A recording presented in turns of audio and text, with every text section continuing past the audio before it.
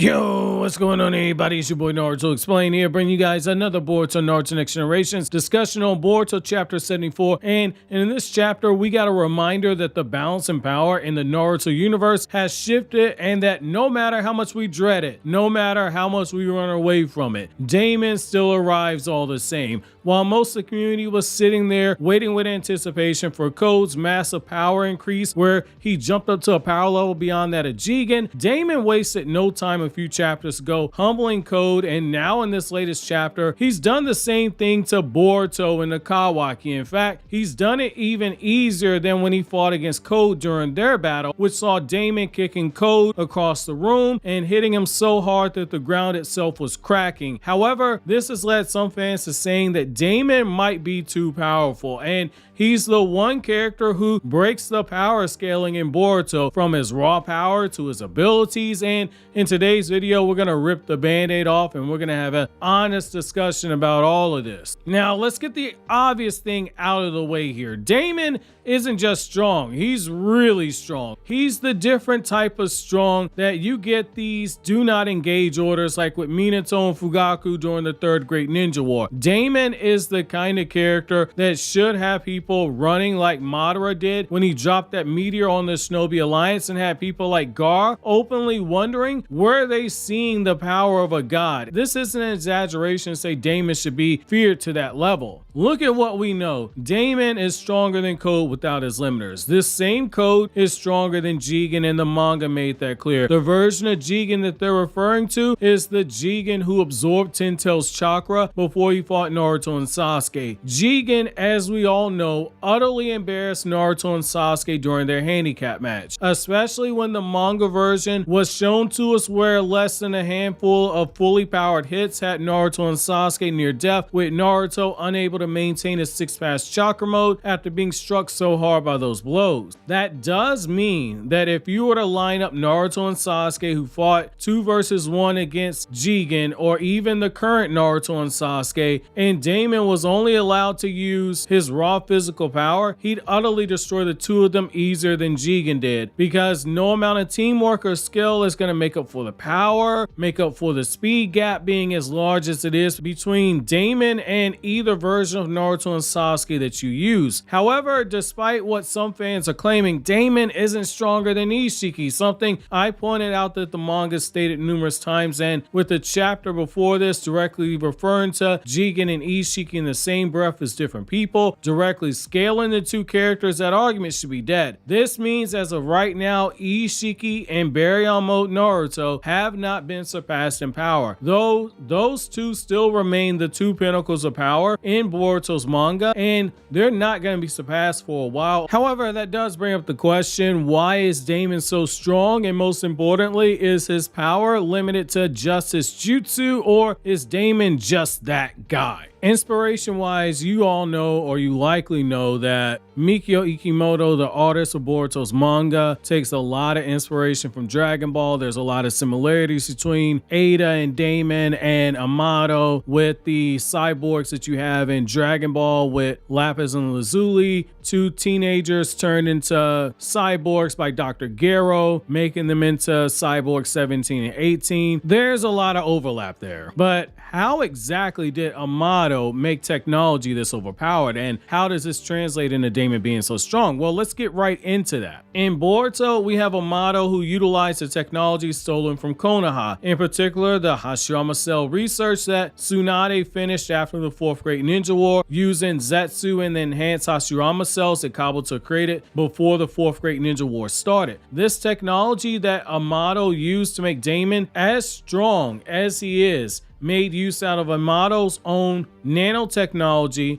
Tsunade's Hashirama Cell research, and Katasuke's Shinobi Wear technology, which also uses Hashirama Cells for it, with one famous example being the Ninja Tech arm that Naruto possesses when he fought against Boruto in their sparring match. Hashirama Cells already augment the power of a person at a rate of high rejection, but the power increase is worth it if your body is able to accept the Hashirama Cells. However, when you factor in Amato's Ninja Tech and Katasuke's Shinobi Wear, and you combine all three of of these things together with the human body and using Hashirama cells as that binding agent, you're boosting the very cells inside the body that create chakra, and you're altering the human body on a cellular level to output more chakra than it would have been able to do naturally, which is how the car enters and cyborgs like Ada and Daemon came to be. That being said, given Daemon's immense physical strength and speed, one would think his jutsu wouldn't necessarily be as broken as it is for narrative reasons. However, it continues to trend of what we've seen in Boruto's era when it comes to characters as strong. For all their physical stats and all their overpowered jutsu, the counters to these characters are pretty simple. As Sasuke once stated, it's so simple that it's nothing more than a childish trick. In the eyes of someone like Sasuke though, even a childish trick can be too much for someone to overcome if they themselves don't have the power or the speed to capitalize on knowing the weakness and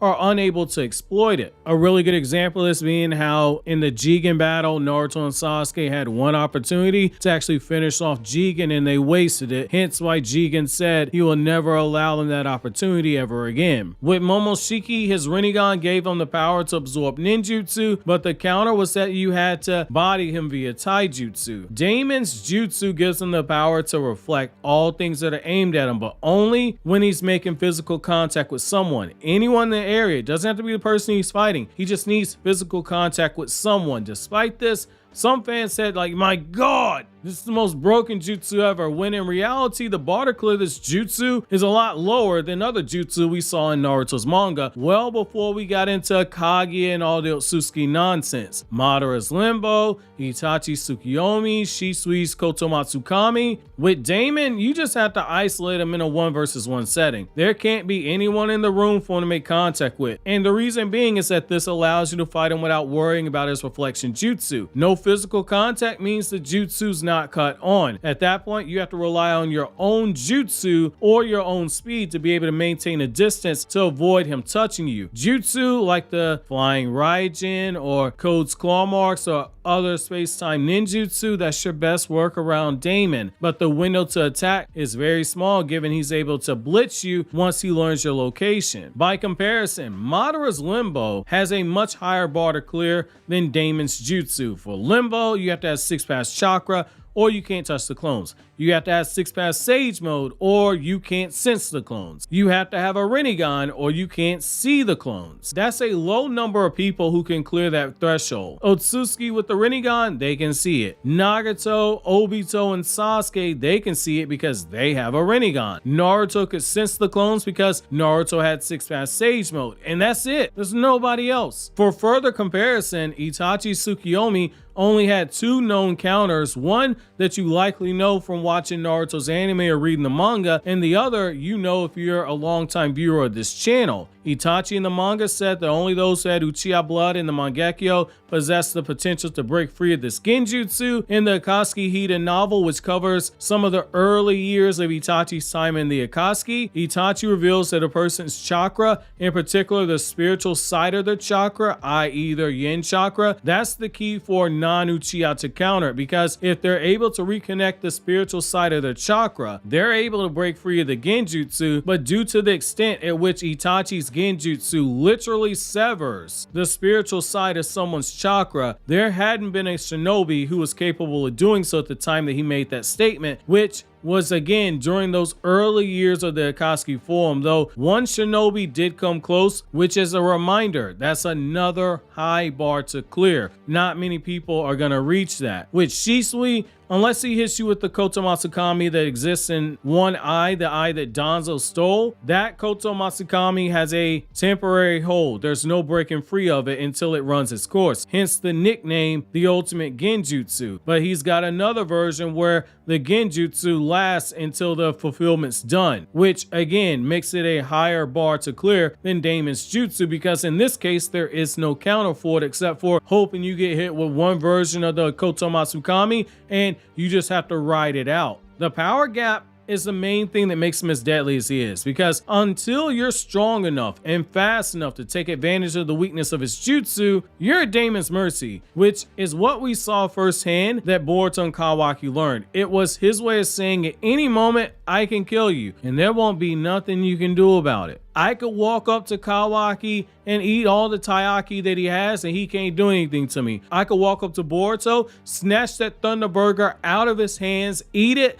and then make him pay for the Thunder Burger I'm gonna go order. And there ain't nothing Boruto can do about it. This brings us to the biggest concern and the biggest question. Was Daemon being this strong a good idea? Which I say yes, because again, Baryon Mode and Ishiki being stronger than Daemon is something that we can't establish unless we get new information that says otherwise, that Daemon surpassed Ishiki. This is fine in my opinion. Daemon's very existence is a representation of Boruto's main driving theme. I think a lot of people forget, and his power level takes what Kakashi said in the Land of Waves all the way up to an extreme, where an elite jonin like Kakashi said that there were children younger than Naruto, who was 12 years old at the time. They were stronger than him. But Daemon, who might be the same age as Himawari, which means he would be younger than Land of Waves arc Naruto. Daemon takes that to an extreme, which brings me to my final point, which is Boruto's theme itself. Science versus ninjutsu, the progression of science versus the will of fire. Boruto's goal is to become the Shadow Hokage and to protect the village as a ninja. Hiding from the shadows in his journey is making him learn what it truly means to be a ninja. With Kar, we've seen how science is being overly relied on when it comes to power, and these cyborg humans like Daemon are the embodiment of that, of what happens when you rely on science more than honing your own power through training, which is something that Naruto attempted to snap Kawaki out of. And we know that Kawaki is not a proponent of this because he rejected the very same training that Sarada was trying to get him to do, ninja training. Now, it wasn't by mistake that we had Daemon taking pride in his power, because a shinobi in Boruto will eventually surpass him, and the first steps towards that is Boruto seeing firsthand how large the gap in power is between them. That being said, what are your thoughts on Daemon? Is he too strong for this part in the story? Click here for my Chainsaw Man video, or click here for this Naruto Explained video.